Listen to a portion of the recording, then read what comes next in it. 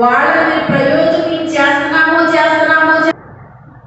మీ పిల్లలు ఇప్పుడు 1 కిలోమీటర్ 2 కిలోమీటర్లు నడవడం చూద్దాం అన్నాడు ఆయన. ఎందుకు వాళ్ళు నడవట్లేదు? మీరు ఇంట్లో టైం ఉన్నప్పుడు, ఖాళీ సెలవు రోజులు వచ్చినప్పుడు ఇంటి పని చేపించండి మీ పిల్లలతో అని చెప్పాడు అన్న. నిజమండి. దేవుని స్తోత్రం. ఇవన్నీ మా ఇంట్లో జరిగాయని నేను అనుకుంటున్నాను. నిజమేనండి. మా పిల్లలందరూ పనిచేసేవారు, అందరూ పనిచేసుకునేవాళ్ళు వాడు. మేము ఎవరి పని అలా చేసుకున్నామండి. మా ఇంట్లో మేము పని మనుషులు పెట్టలేదు. మేము అసలు అలా చేసుకునేవాళ్ళు. పిల్లలప్పటి నుంచి వాళ్ళకి నువ్వు పని చెప్పాలన్నాడు ఆయన. వాళ్ళ బద్దకస్తులుగా పనికి రాని వాళ్ళగా తయారయ్యారంటే కారణం మీ తల్లిదండ్రులు కాదా అన్నాడు ఆయన. వాళ్ళని నడవకుండా చేసింది మీరే, వాళ్ళు చేయకుండా చేసింది మీరే. సెలవు రోజుల్లో వాళ్ళకి ఇంటి పని చెప్పండి, ఇల్లు సర్దమని చెప్పండి, తొడవమని చెప్పండి.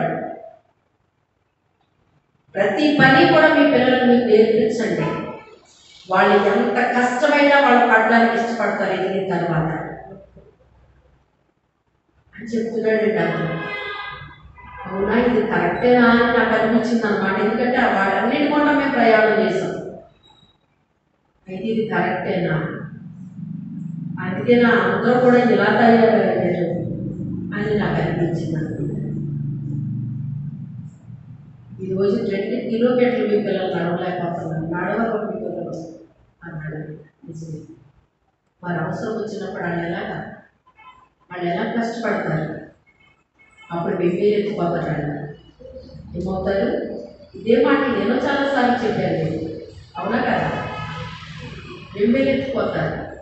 కష్టం నేర్పిస్తేనంటండి, సుఖం వచ్చినప్పటికైనా ఎప్పుడైనా అవసరం వస్తే తమ పనులు తాము చేసుకునే అంత స్థితిలోకి తీసుకురావాలి. వాళ్ళని అవసరం వచ్చినప్పుడు బెంబేలు ఎత్తుకోవాలి, కాదు కంగారు పట్టుకోవాలి.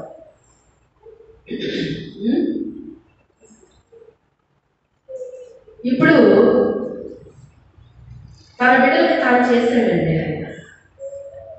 ఏ వయసులో చేయాలో ఆ వయసులో మనం అడగకపోయినా చేసేస్తాడు ఆయన. వయసు పెరిగే కొంత చెయ్యడం ఆయన. ఏం చెప్తాడో తెలుసా? దేవుడు కూడా మనిషి చేసే పని నేను చేయనని చెప్పాడు ఆయన. సాధు సుదర్శన్ గారితో మాట్లాడాడట దేవుడు ఈ విషయం. నేను మామూలుగా చెప్పట్లేదు. ఇది మనిషి చేసే పని మనిషి చెయ్యాలి, నేను చేసే పని నేను చెయ్యాలి, నేను చేస్తాను. రాయిని చూడండి, లాజరు సమాధిలో ఉన్నప్పుడు రాయిని తొలగించండి అని చెప్పాను నేను. ఎందుకంటే రాయిని వాళ్ళు తొలగించగలరు, కానీ జీవము వాళ్ళు ఇవ్వలేరు. అందుకే లాజరు బయటికి రాని దగ్గరగా నేను పిలిచాను. ఆ పని వాళ్ళు చేయరు. అందుకే ఆ పని ఏం చేశాను? రాయిని వాళ్ళు తొలగించగలరు కనుక రాయి తొలగిపోద్ది, కానీ ఆ పని వాళ్ళు చేయగలరు కనుక వాళ్ళకి చెప్పాను ఆ పని అని ప్రభువే చెప్పారటండి. అంటే దీన్ని బట్టి మనకి ఏమర్థమవుతుంది? మనము చేసే పని దేవుడు చెయ్యడానికి మనకి శక్తి లేకపోతే, ఓపిక లేకపోతే ఇస్తాడు మనకి. అర్థమైందా? శక్తి అవసరమైతే శక్తిని ఇస్తాడు, ఓపిక అవసరమైతే ఓపికని ఇస్తాడు. అది ఇస్తాడు, కానీ ఆ పనిని మాత్రం చేయలేక. దేవుడు చేసే పని దేవుడు చేస్తాడు, మనిషి చేసే పని మనిషి చెయ్యాలి. మనిషి చేసే పని మనిషి చెయ్యాలి. అయితే చిన్న ప్రార్థన చేశాడు. పరలోకం నుంచి అగ్ని దిగి వచ్చి దాన్ని దహించేసింది. ఇంకా ఏంటో తెలుసా?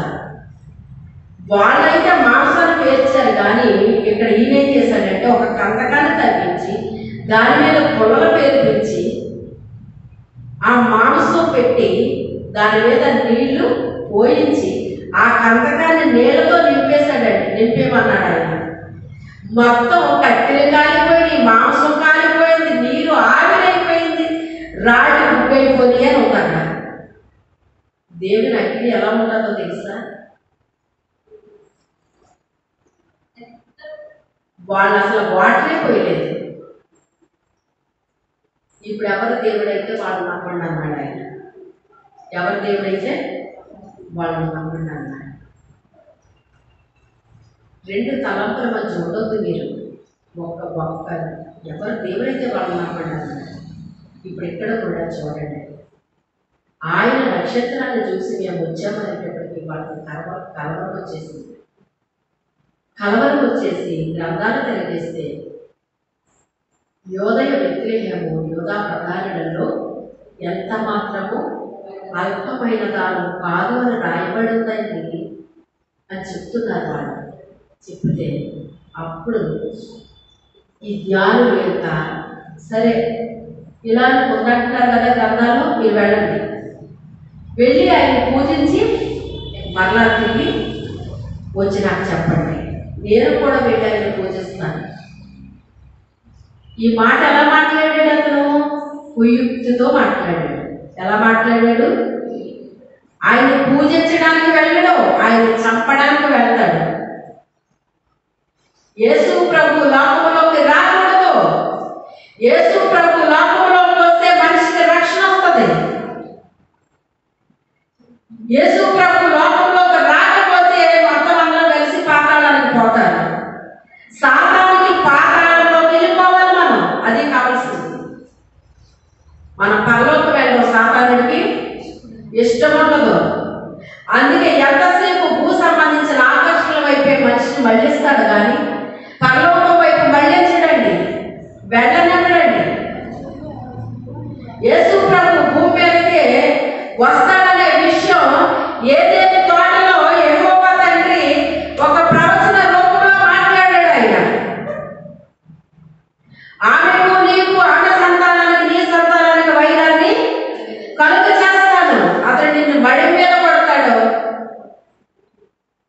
అది నిన్ను మడి మీద కొడతది, నువ్వు తల మీద కొడతావు అని చెప్పేసి అప్పుడే చెప్పాడు తండ్రి అయిన దేవుడు. అది ఎప్పుడు జరుగుతుందో ఎలా జరుగుతుందో సాతానికి తెలియదు, ఎక్కడ కొడతాడో తెలియదు, అవన్నీ తెలియదండి. కాకపోతే యోదయ బెత్లెహేమా యోధా ప్రధానంలో నీవు ఎంత మాత్రం అల్పమైన దాని కాదు అనే మాట మాత్రం అక్కడ దొరికింది. అది అయితే ఈ మాట అక్కడ దొరికింది అంటే బహుశా ఇతను ఎక్కడ పుట్టుకుంటాడు ఈయన చూడండి. ఆయన బాలుడే కానీ అక్కడ ఏమని ఉపయోగిస్తున్నారు? ఆయన ఏమని ఉపయోగిస్తున్నారు? ఆయన అంటున్నారు.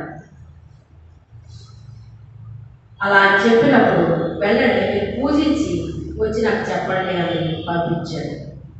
పంపించినప్పుడు వాళ్ళు బయలుదేరిన నక్షత్రము అక్కడే నిలబడి ఉందటండి. వాళ్ళకు వచ్చేంత వరకు అక్కడే నిలబడి ఉంది. అంటే దేవుని బిడ్డలో ఎవరినైతే ప్రభువులోకి నడిపిస్తున్నారో వాళ్ళని నడిపించేంత వరకు కూడా వాళ్ళు ఓపికతో, నిరీక్షణతో, దీర్ఘశాంతముతో అలా ఎదురు చూస్తూ ఉంటారటండి. ఎప్పటికైనా మారకుండా ఉంటాడా, ఎప్పటికైనా రక్షించబడకుండా ఉంటాడా అని ఏం చేస్తారట?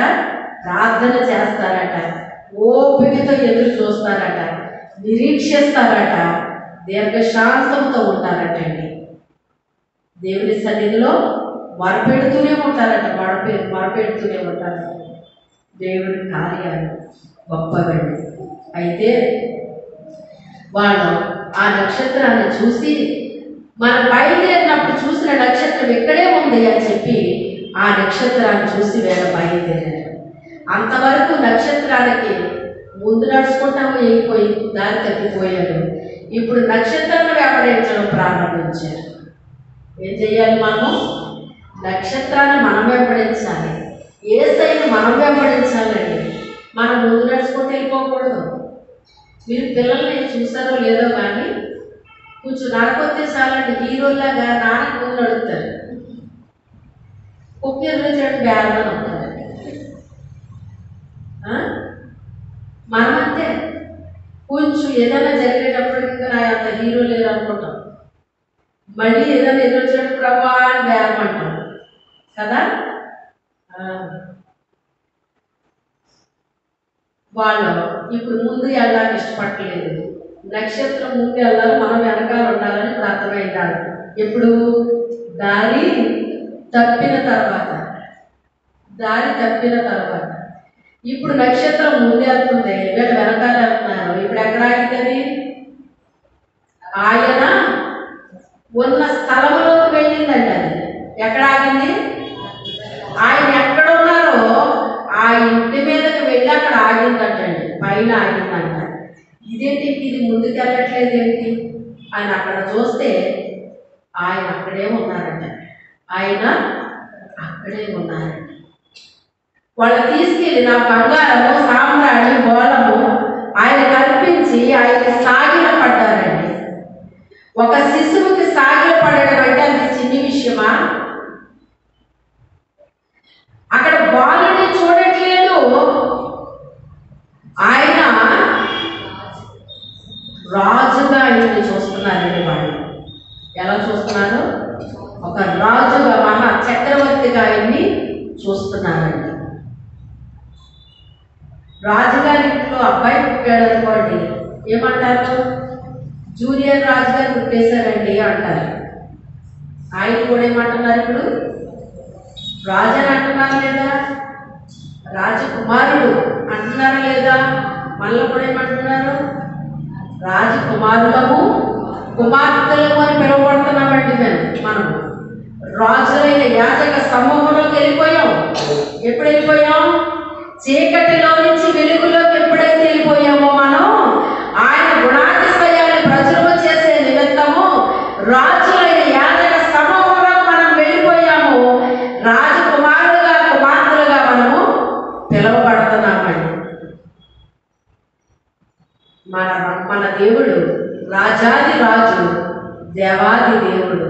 ఒక పాట ఉండేది, రాజాది రాజు దేవాది దేవుడు త్వరలో వచ్చుచుంటేను. హై స్కూల్ టైంలో ఈ పాట పాడేవాళ్ళు బాగా. ఆయన రాజాది రాజుగా ప్రభువులకు ప్రభువుగా త్వరలో రాబోతూ ఉన్నాడట. అయితే ఏది ఏమైనప్పటికైనా ఆయన పూజించారండి. ఆయన శిశువే కానీ ఆయన ఏం చేశారు? పూజించారు. ఎలాగో తెలుసా? సాగిల పడ్డారట. మనం ఆయన దగ్గర సాగిల పడుతున్నామా?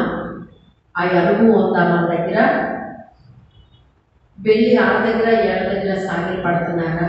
మీరేనండి నాకు, మీరే దిక్కండి, మీరే చెయ్యాలండి, ఇక మీ వల్ల ఇది అవుతుందండి, లేకపోతే ఇక వేరే దిక్కు లేదండి అని మనుషులకి సాగిల పడుతున్నారా?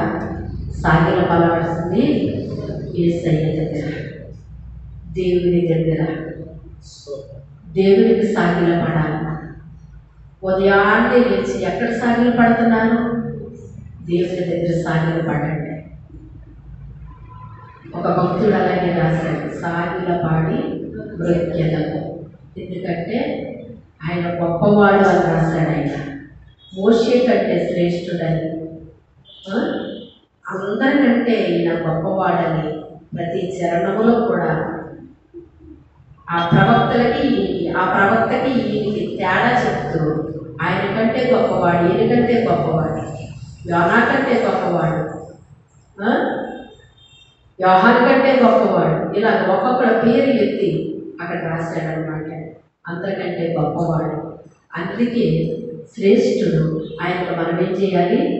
సాగిల పడాలి. సాగిల పడి బ్రొక్కాలి. మన హిందువులకి ఒక ఆచారం ఉంటుంది, పెద్దవారిని చూడగానే కాళ్ళ మీద చేతులు పెడతారు. తల్లిదండ్రులకైనా పెద్దవారికైనా ఇలాగా అంటాం, అలవాటండి. మన భారతీయులకి ఒక అలవాటు ఉంటుంది. అయితే మంచిదే, కానీ అది పూర్వీకుల నుంచి అలా నేర్పారు మనకి, మంచిదే. కానీ మనం పట్టుకోవాల్సింది ఎవరి పాదాలు? యేసయ్య పాదాలు పట్టుకోవాలి. యేసయ్య పాదాలు పట్టుకోవాలి. ఆయనకి సాగిల పడాలి, ఆయనకి బ్రొక్కాలి. మన విలువైన కానుక ఆయన కల్పించాలి. విలువైన కానుక ఏంటి? మన హృదయం అనేటువంటిది విలువైన కానుక. ఆ తర్వాత మనం ఏదర్పించినా సెకండరీలోకి వస్తుంది. అంటే మన హృదయం ఒకటి అర్పించేసి సరిపెట్టేద్దాం అనుకుంటున్నారా? మన హృదయం అర్పించాలి. తర్వాత మనం అర్పించిన దేనికైనా ఇక విలువ ఉంటుంది అన్నమాట అండి. ప్రతి దానికి విలువ ఉంటుందండి. ప్రతి దానికి విలువ ఉంటుంది. అయితే ఈ యొక్క క్రిస్మస్ సీజన్లో ఎవరికి సాగిల పడుతున్నారు, ఎవరిని వెంబడిస్తున్నారు, ఎవరికి సాగిల పడుతున్నారు, ఎవరిని పూజిస్తున్నారు? నేను దేవుణ్ణి అయితే నాకు రావాల్సిన ఘనత ఏది అడుగుతున్నాడు ఆయన. అడిగాడా లేదా? ఎక్కడ అడిగాడు? ఎవరైనా జ్ఞాపకం ఉందా? చెప్పండి.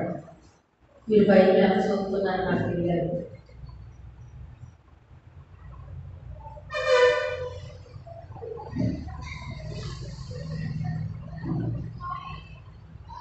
చెప్తున్నారా? ఈ సంవత్సరం కొద్ది రోజులే ఉన్న కనుక ఇంకా నేను వదిలేస్తున్నాను. నెక్స్ట్ 24లో మీరు ఇంకా బాగా చదవాల్సిందే బైబిల్. బొర్రూపేతం కాదు, నిజంగానే మీకు ఏదో పెడతా ఉంటారేమో అని అనుకుంటున్నాను నేను. వాడాలి కదా, ఇది వాడాలి, వాడాలి. పడితే కానీ కంట్రోల్లోకి రాదేమో.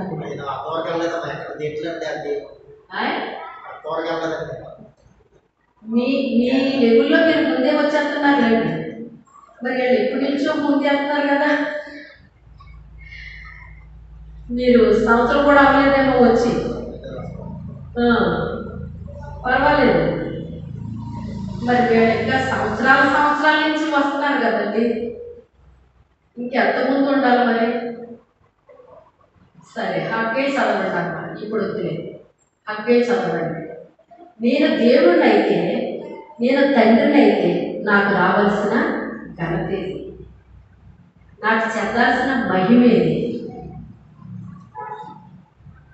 దేవుడిని దేవుడిగా మనం ఏం చేయాలంటే గణపరచాలి, ఆరాధించాలి, పూజించాలి, మహిమపరచాలి. ఆరాధించడం ఎలాగ ఆరాధించాలి? ఆత్మతో సత్యముతో ఆరాధించాలి. నన్ను గణపరచు వారిని నేను గణపరుస్తానంటాడు. ఆయన ఎలా గణపరుస్తున్నాము? మనసుతో గణపరచాలి, ఆలోచనలో గణపరచాలి, తలంపుల్లో గణపరచాలి, క్రియల్లో గణపరచాలి, చేతల్లో గణపరచాలి, నడవడికలో గణపరచాలి, ప్రతి దాంట్లో గణపరచాలి. అర్థమైందా? ప్రతి దాంట్లో గౌరవించాలి, గణపరచాలి. ఆయనకు చెందాల్సిన మహిమ వేరొకరికి నేను చెందలేమని అంటాడు. ఆయన కాదని వేరే వాళ్ళని మనం గణపరిచి బయటపరిచినా అది ఒప్పుకోడు ఆయన ఒప్పుకోడు. దేవుడిని దేవుడిగానే మనం ఆరాధించాలండి, దేవుడిని దేవుడిగానే గణపరచాలి. అలనాడు భక్తులు, ప్రవక్తలు అంత సాహసాలు ఎందుకు చేశారు? వాళ్ళు ఎందుకని శ్రమను అనుభవించారు? వాళ్ళు దేవుడంటే ఏంటో మొదట మనము పరిశీలనగా తెలుసుకోవాలి అని ఇర్మియా రాస్తున్నాడు. నువ్వు దేవుడంటే ఏం చేయాలి? పరిశీలనగా తెలుసుకో. మనము ఏదో అలా వినేసి అలాగా అంత పైలా ఉండకూడదండి. పాఠం కూడా చూడండి, కొంతమంది పిల్లలు చదువుతుంటే డీప్గా చదువుతారండి, అది లోపలికి వెళ్ళిపోద్దండి వాళ్ళకి, అది మర్చిపోలే కాదు. కొంతమంది పిల్లలు ఉంటారు బట్టి పట్టేస్తారన్నమాట. బట్టి అంటే ఏంటో తెలుసా మీకు? అలా చదివేసి అలా అప్పచెప్పేసి ఇంకొక మాట కూడా గుర్తుంది, అది బట్టి అంటారు. బట్టి కాదు పట్టాల్సింది మనం, అది మన లోపలికి వెళ్ళాలి. మన లోపలికి వెళ్ళింది ఎప్పటికీ అది బయటికి రాదండి. అంటే పోదు, మిస్ అవుతుంది. మీరు ఇంట్లో పెట్టింది ఏదన్నా మిస్ అవుతుందేమో కానీ లోపల మన హృదయంలో పడేసింది ఎప్పటికీ మిస్ అవుతుందండి. ఎప్పుడో చిన్నప్పుడు జరిగిన విషయాన్ని ఇప్పుడు జరిగినట్టు చెప్తాను నేను. ఎందుకని ఎక్కడ పడేస్తుందండి? ఇక్కడ పెట్టాను. ఒకప్పుడు పంచభూతాలు మహావేంద్రభూతాలు ఏమైపోతాయనే వాక్యం ఉందండి. పేతురు గారు రాస్తున్నాడు. అలాంటి లైవ్ అయిపోయే వాటిని పట్టుకెళ్ళి దాచేస్తానండి. దాచాల్సింది ఏంటి? వాక్యము. ఆది వాక్యము ఉండే వాక్యము దేవుని యొద్ద ఉండే వాక్యమే దేవుడు అయ్యండి. బంగారం కంటే విలువైంది వాక్యము. దేని కంటే చుట్టూ తేనె దారుల కంటే మధురమైంది వాక్యము. వాక్యానికి సాటి అయింది మరి ఏది కూడా లేదు. అందుకే ఆ వాక్యాన్ని ఎక్కడ పెట్టుకోవాలి మనం? నువ్వు వేరే దేన్నైనా నువ్వు నిర్లక్ష్యం చేసినా పర్వాలేదు, కానీ వాక్యాన్ని నిర్లక్ష్యం చేసుకోకు. ఎందుకో తెలుసా? ఒకప్పుడు నీకు ప్రాణాపాయ స్థితి వస్తే అది నేను బ్రతికిస్తుంది. డాక్టర్ కాదు, వాక్యం బ్రతికిస్తుంది. డాక్టర్ ఏం చెప్తాడో తెలుసా? నేను చేయాల్సినంత చేశానంటే నా చేతులు ఏమీ లేదండి అంటాడు. అంటే చేతులు ఎత్తేసాడా లేదా? దేవుడు ఎప్పుడన్నా చేతులు ఎత్తాడనే విషయంలో ఆయన చేతులు ఎత్తాడు. మనకు ప్రభువా నువ్వే నాకు ఆధారం, నువ్వు నాకు సహాయం చేయకపోతే ఇక నా వల్ల కాదు, ఇక దేని వల్ల ఇది జరగదు, నాకు తెలుసు, నువ్వే నాకు ఆధారం అని చేతులు ఎత్తిన రోజులు ఎన్ని రోజులు దేవుడి జీవితంలో? ఎన్నిసార్లు నిరుత్సాహంతో చేతులు ఎత్తలేదు నువ్వు? ఎన్నిసార్లు భయంతో చేతులు ఎత్తలేదు నువ్వు? ఎన్నిసార్లు దిక్కులేని స్థితిలో చేతులు ఎత్తలేదు నువ్వు? ఎన్నిసార్లు సహాయం కొరకు చేతులు ఎత్తలేదు? ఎప్పుడైనా నిన్ను విడిచిపెట్టాడు ఆయన? ఎందుకంటే మనం వాగ్దానం చేసిన వాడు నమ్మదగిన దేవుడు. నిన్ను విడువను ఎడబాయను శాశ్వతమైన ప్రేమతో నేను నిన్ను ప్రేమిస్తున్నాను, విడువక నీ ఎడల కృప చూపిస్తున్నానన్న చెప్పిన దేవుడు ఆయన మహాకృప మన ఎడల ఉంచాడు. ఎందుకో తెలుసా? ఆయన రూపం మనలో చెక్కేసుకున్నాడు కనుక. నీకు నాకు ఆయన రూపాన్ని ఇచ్చాడు. ఆయన చేతులతో చెక్కాడు మనల్ని.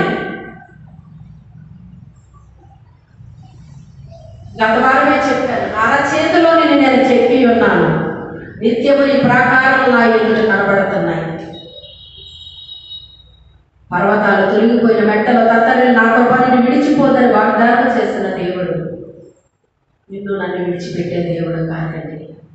అందుకే ఆయన ఎలా సేవిస్తున్నాం, మనం ఎలా ఆరాధిస్తున్నాం, ఎలా కనపరుస్తున్నాం, ఎలా మహిమపరుస్తున్నాం?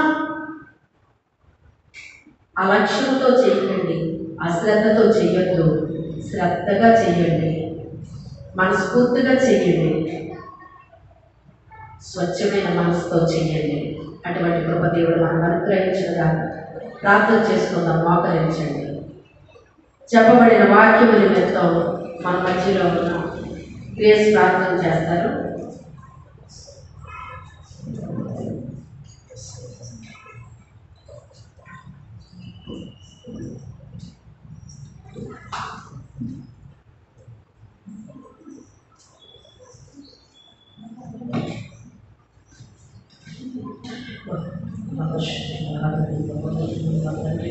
మీకు స్తోత్రం తండ్రి నాయన, మీకు స్తోత్రం తండ్రి ప్రభా.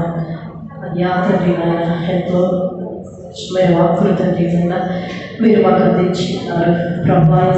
మమ్మల్ని గద్దించారు అయ్యా. తండ్రి అయిన దేవుని యొక్క ప్రేమయు, కుమారుడైన యేసు క్రీస్తు ప్రభువారి యొక్క మహాకృపయు, పరిశుద్ధాత్మ తండ్రి యొక్క అన్యోన్యమైన సహాయం సహవాసము ఇప్పుడు ఎల్లప్పుడూ మనకి, మన కుటుంబానికి, మన సంఘానికి, మన గ్రామాలు, జిల్లాలు, రాష్ట్రాలు, మన దేశాలకు నిత్యము తోడుగా ఉండునుగాక.